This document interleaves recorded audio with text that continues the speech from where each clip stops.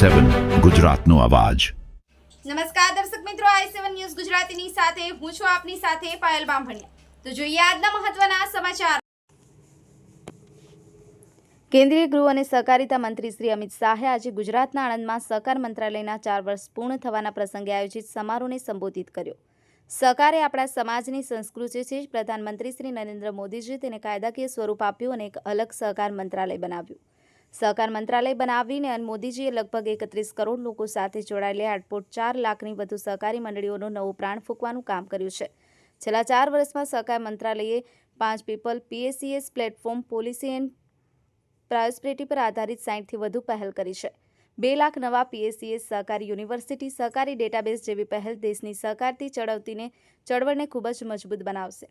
આજે શરૂ થયેલી કચ્છ જિલ્લા મીઠા સહકારી મંડળી આગામી દિવસોમાં દરેક મીઠા ઉત્પાદક મજૂર માટે એક મજબૂત સહકારી ચળવળ બનશે।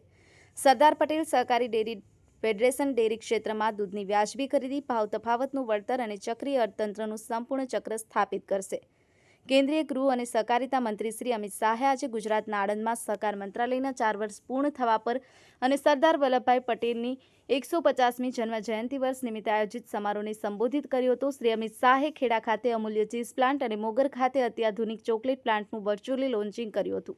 કેન્દ્રીય સહકારિતા મંત્રી શ્રીએ આજે NDDB ઓફિસ સંકુલના NCDFIના નવા ઓફિસ બિલ્ડિંગ મણિબેન પટેલ ભવનનું ઉદ્ઘાટન કર્યું અને આણંદમાં રેડી ટુ યુઝ કલ્ચર પ્લાન્ટનું લોકાર્પણ કર્યું।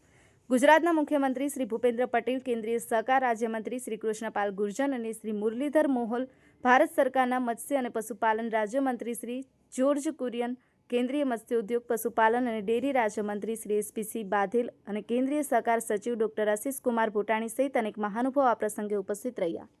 Narendra Sharma, i7 news Gujarati, Anand.